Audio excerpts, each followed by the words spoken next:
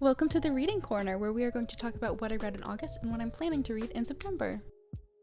The first book that I finished in August is Unravel the Dusk. It is by Elizabeth Lim, and it is the second series in the duology, with Spin the Dawn being the first book. It took me 6 days to read, and I gave it a 3 out of 5 stars, which I feel like this book is the epitome of 3 out of 5 stars. The premise is so good, and I'm not going to talk about it too much. As a whole, it is about... I don't even remember the main character's name. I think it's Maya, yeah. I mean, even the first book, I think the pacing in the first book was not my favorite. I gave the first one a 3 out of 5 stars. And in the second one, it's like, I just wish we could have gotten more of her emotional journey. Like, so much could have happened in this book, but I just feel like nothing actually, like, events took place, but the effects of the events were never explored. Like, things just happened, but we didn't see the consequence. We didn't see the aftermath. She struggled so much in this book. Or she should have struggled so much, but it just, like, it never felt like she actually struggled. Like, I don't think they're bad. I enjoyed them. I think that they were a good read. If they seem interesting, like, I would say, you know, maybe go for it. It's so, I cannot put my finger on what explicitly was wrong with it. It just felt like not my favorite. I'm in my loft right now, so I'm not gonna go down and get this book, but I did also read The Moon That Turns You Back, which is a poetry book. Absolutely stunning. I gave that a 4.5 out of 5 stars, and it might move up to a 5 stars on my second read through because I am going to be reading that book again. Some of those poems were genuinely life-changing. The first read through, I wasn't even like marking out like which ones I particularly liked. I was just like reading, but like I need to save some of those. I need to print them out, staple them to my brain. It's a master. It's honestly, even if you don't like poetry, I don't think I could recommend this book enough, because the themes explored, she does such a good job. Like, in the book, she explores a lot of different themes, a lot of things of growing up, on love, on motherhood. The blacked out poems of like medical history. Please tell me someone has read this book and you know what I'm talking about, because like she talks about so many complex issues too. Like, she talks a lot about, you know, Palestine and everything. And there's like a lot of just like complex, heavy stuff. But even when it's so specific to her and her life circumstances, she talks about the emotions and like the way she puts it. I feel like everyone can relate to these poems. Because I obviously haven't gone through half of what she's gone through. I cannot like explicitly relate to some of her emotions and like feelings and experiences, assuming that these poems are written on her direct life experience. Just the way she wrote them.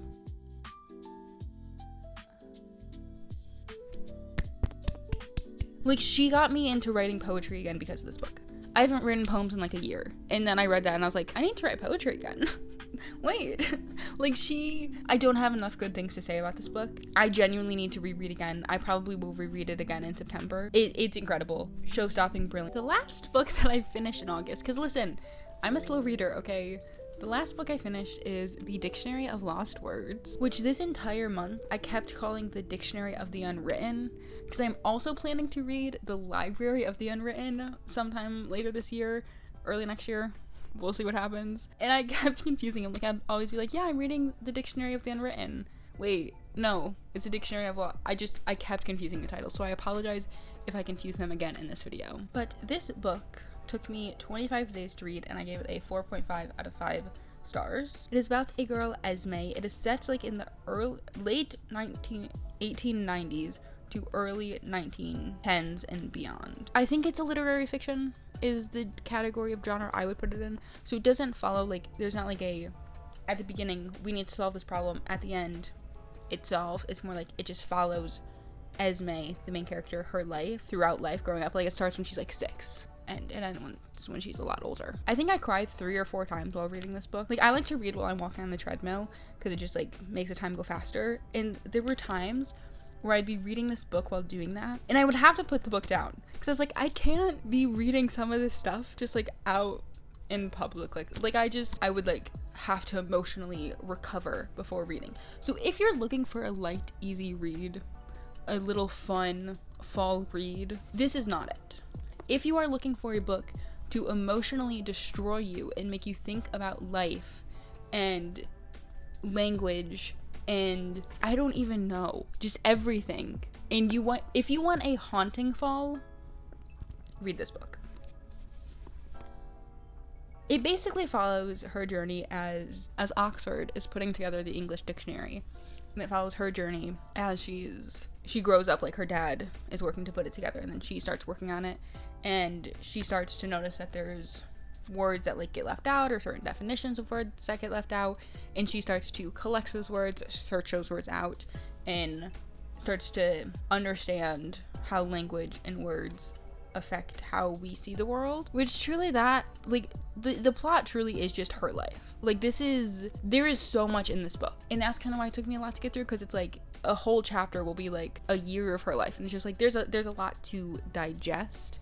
I don't know. I also got this at a used bookstore for like $5. I just saw the cover and I was like, that's pretty. And so it being this good, I'm also like, that is kind of playing into it a bit. I really do recommend this book, but it's like, you gotta be in the right headspace, okay? Like, I feel like I have to give you a few warnings. This book also does talk about war a lot, because towards the end, World War I is happening. So it's like, there's, like I said, it's haunting. You're going to cry. But it was really good. And there were so many, especially towards the end, there were so many lines where it's like she would be talking about all of these bad, terrible things, or like all of these just like hard emotions she was struggling with. But the way the author writes it, I'm just like, this is so horrible. I feel so bad for the character, but also this line is delicious. Oh my god. Talks a lot about sexism too, and like women's suffrage. Explicitly, the words that she's looking for are like women's words, and like words that are used by more marginalized communities that don't have the access to like write them down, or it's like the words that are used more in like casual conversation but aren't used in like formal settings. She noticed that those went missing, and so she started to like seek those out. It was really good. I really enjoyed it, and I don't know if I'm ever going to recover from this book.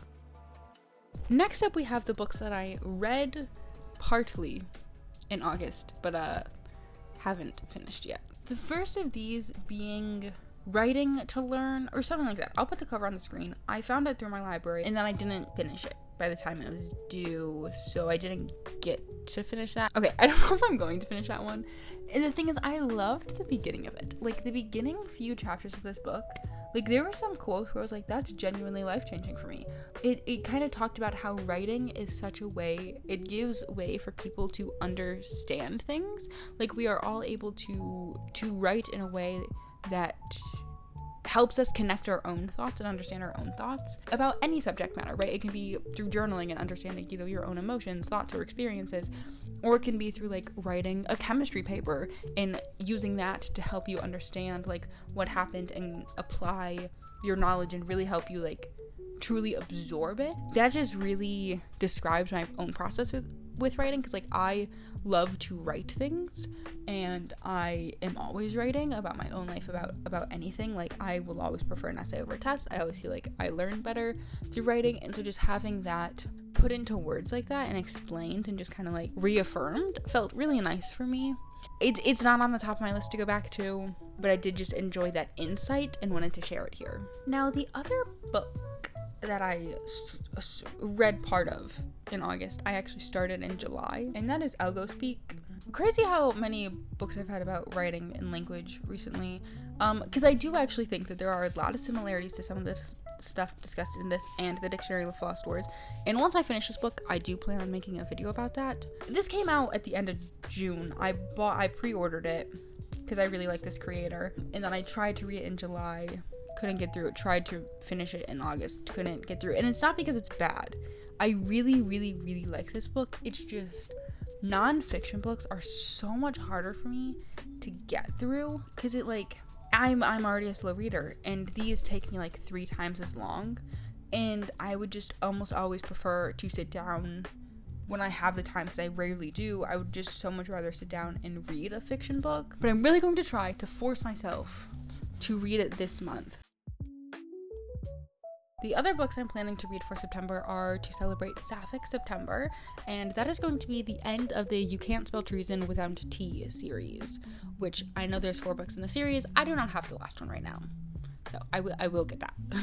But this series starts with You Can't Spell Treason Without T, which I read back in March, I think, and I gave it a 4 out of 5 stars. The next one is A Pirate's Life for T, which this one I have already started.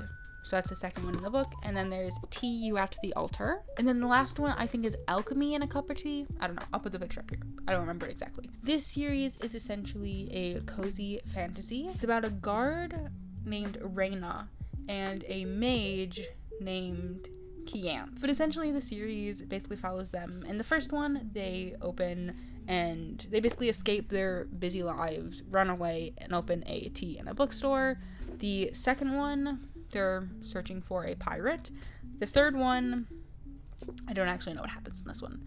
And the fourth one, I also don't know what happens. So I read the first one back in March, and then I saw that the last one wasn't going to come out until August. It came out sometime in August, and I was like, you know what, I'm just gonna wait until all of them are out to continue reading this, because listen, I'm a slow reader, okay? I don't have the time to reread books before a new release, and I also don't have the best memory, as we can see, where I literally forgot the main character's name of a book I read less than a month ago. So it's like, I can't read a series and then like a year later when the next book comes out, read that one. So I always try to wait until all of the books in a series are done before I buy and read it. This year has been really bad for that because it first started with the This Woven Kingdom series. I can't get into my thoughts on that. But then I also started this series, and then I feel like there was another one too. Oh, the Lightlark series. Yeah, 3 fucking series this year that I started that didn't have endings. Luckily, this one does have an ending now. I also almost started the Legendborn series this year, and the Gideon of the Ninth series this year, and the Never a Hero, Only a Monster. I never remember which one of those 2 books is first, but there's a third one that also already came out, so I will probably be reading that series towards the end of this year. But just so many series this year that don't have endings yet, and it's really frustrating for me. I'm already not a series person. I mean, I'll enjoy a duology and I'll enjoy a series when I get them, because I know that most fantasy books are series. But I'm a standalone person. Give me a standalone, okay? And I so much prefer to read a book once the full thing is out. And I'm also not really enjoying the trend of 4-book sagas. Like, why are so many fantasy series now 4 books? What happened to the trilogy? What happened to the standard trilogy? Like, the trilogy was the way for so long.